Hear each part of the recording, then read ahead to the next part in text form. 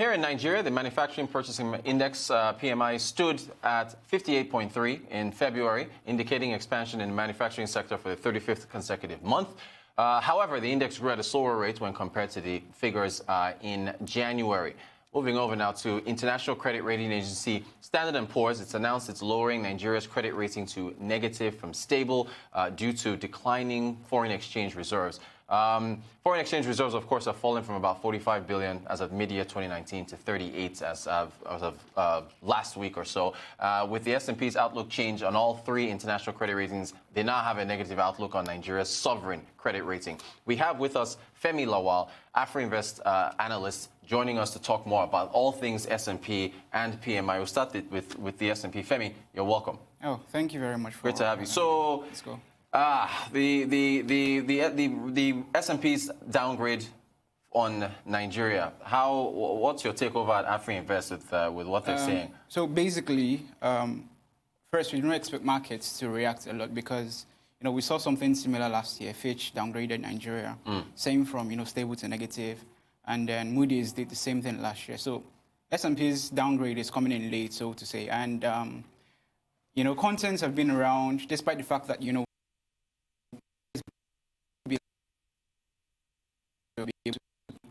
might be limited as a result of the poor macroeconomic conditions that we have, which is what drills down to the decline in foreign reserves that we have. And so, as you have observed, recently we had an outbreak of coronavirus. The budget benchmark was around $57 per barrel. Yes. And currently we are trading around close to $50 per barrel. Yes.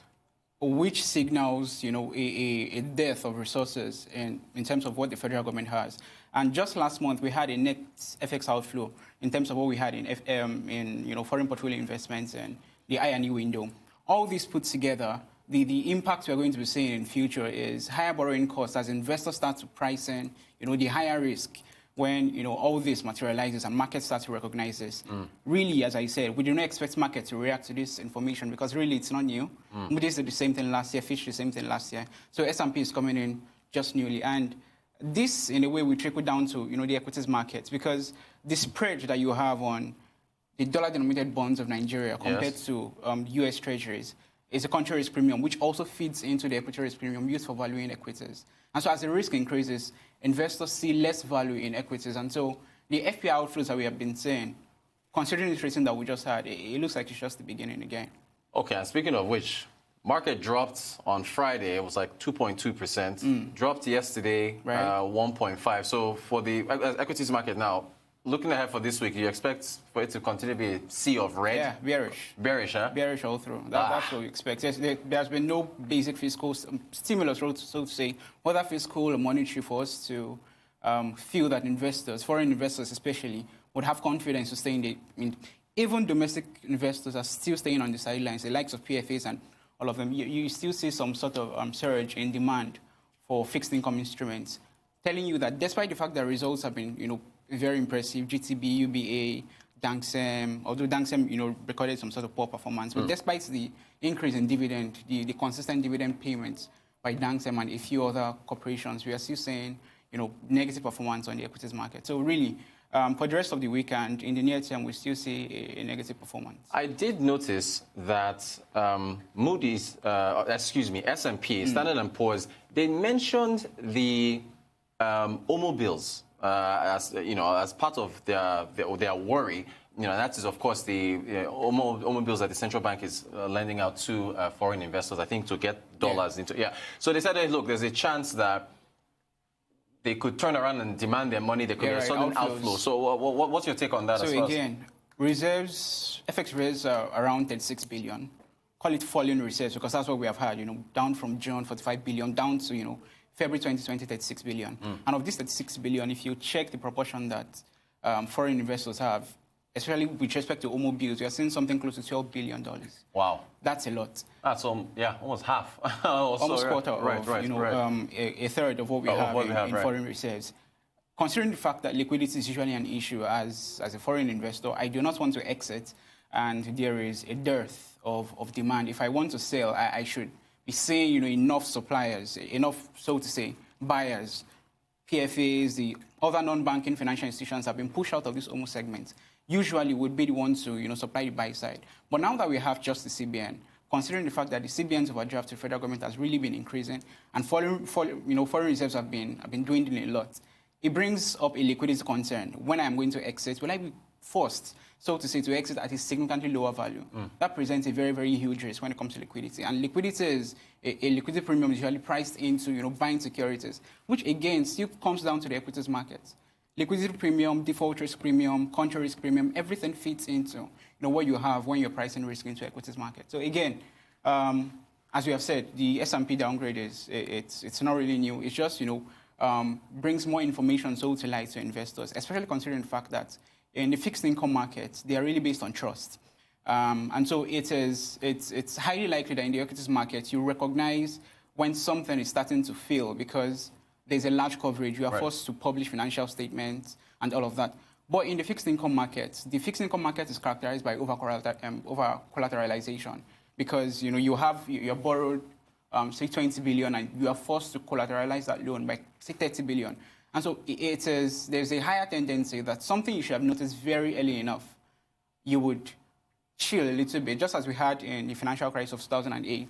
Many of the ratings that we had were still positive until it's eventually until the ball dropped. Crashed. Yeah. So that's trust issue in the fixed income markets. Just as we like to say, it's called a bond market because we say your word is your bond. Right. So it's a trust segment.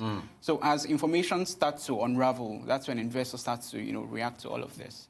Yes, this is fascinating topic, and we should stick to it. But let's get to PMI real quick. Let's get to the because we're talking about PMI all day. South African PMI, UK PMI, and all of that. China PMI. Yeah, so let's get to Nigeria. So, but just in case, we just want to make sure that our viewers don't need an economics degree to follow what we're discussing.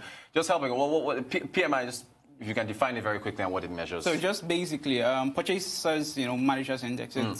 It's like a survey carried out for different sectors, so to say, manufacturing and non-manufacturing, that shows the trend, so to say, direction of the economy, whether it's expanding or contracting, so to say. And so there are different sub-indices, components, so to say, of your orders. The new orders, have they increased? Production levels, have they increased? Inventories, are you employing more people? Basically, and so when that crosses 50, 50 is the benchmark. If you have a PMI greater than 50, there's an expansion. At 50, there's no change, really. It means that the manufacturing activities have remained constant. And when it's less than 50, it shows that there is a contraction in manufacturing. All right. So as far as our February numbers, I mean, it's above 50, but at a slower rate compared to. So, as you have said, increase for the 35th consecutive months. We have been seeing the increase consistently, except that the rates at which we have had that increase has been dropping, so to say. Compare what we had in December 2019, about 60.8 down to 59.2 in January. And now we are at about 58.3 points for the manufacturing PMI. So it shows really that there has been an expansion really in the manufacturing sector, only that expansion is at a slower rate. And this may be quite surprising because if you look at what happened in Q4, rates were down. It gives more incentive to manufacturing companies to borrow and increase productive capacity, right? Except that the problem we have been arguing about, so to say, we have been concerned about is weak consumer demand. And that's because if you look at it, real income has been relatively flat and population is growing massively. So people don't have enough money to buy what they're producing. And so, even if I have the incentive to borrow and increase capacity, I'm looking at my demand side, basically. And that's why it's been like that. So despite the fact that financial conditions have been easy, demand has not been supportive of an expansion in manufacturing. Is it a good indicator for GDP? So that's relative. Yeah. It depends on the way you look at it. So as analysts, we consider the purchasers managers index as a diffusion index, and this is what that means. It means that it only shows you trend, really, uptrend, downtrend. It doesn't tell you the magnitude. I'll take you to the equities market. At Afrinvest reports daily an index called the investor sentiment, which basically looks at the number of stocks that have advanced compared to the number of stocks that have declined. Now, insurance companies in Nigeria are usually, many of them are low-cap stocks. Imagine that, just as an example, we have 100 stocks on the NSE ASI. If 60 should increase in value and 40 go down in value, what the investor sentiment will be reporting is a figure greater than 1 being the benchmark. Right. Meanwhile, if you have the highly capitalized stocks, as the stocks that decline, say MTN, Danksem, Nestle, Guarantee, the banking stocks are very liquid. If they go down, it brings down the entire markets down. So although we have a higher number of advancing stocks compared to declining stocks, Sentiment but the weight is higher on the lower, downside. the ones that fell. And so the investor sentiment may not be a very good performance of the, of the markets entirely. Same thing is what we have for the PMI. There might be an expansion, but the sectors, so to say, or the companies that have those expansions are not as big, so to say, as ones that recorded, a decline.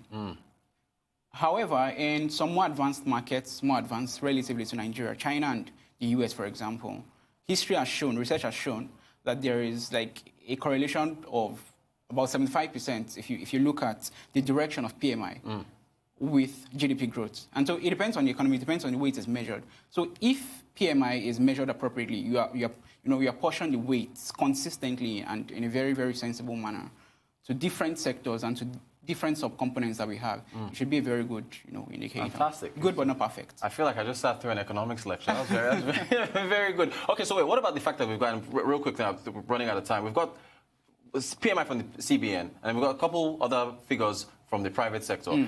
How do we gauge those three? I mean, how do you at Afrinvest follow them? I mean, so really, this is what we do. If variety is good, there's something we say that great minds think alike. Yes. Fools really differ.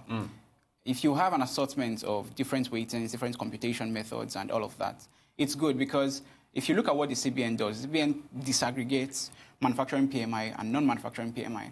For Stanbic, for example, it's just a holistic view at everything. No difference between service sectors or manufacturing sectors. For FBN Quest, for example, theirs is largely unweighted compared to the CBN that does, a 30% rating for new orders, a 15% rating for the different, the different subcomponents that we have. For FBN Quest, it is largely unweighted, and so that gives you some level of assortment, really. And we have seen some sort of effectiveness, so to say, in FBN Quest PMI, for example. Just last year in 2019, when FBN Quest recorded, a decline in manufacturing PMI, it coincided with Q2 2019 when manufacturing sector, real GDP, dropped about 10 basis points. So, really... So it's good to have some variety. It's good to have some variety. Fantastic stuff. Femi Lawal of Afrinvest, thank you so much for joining us.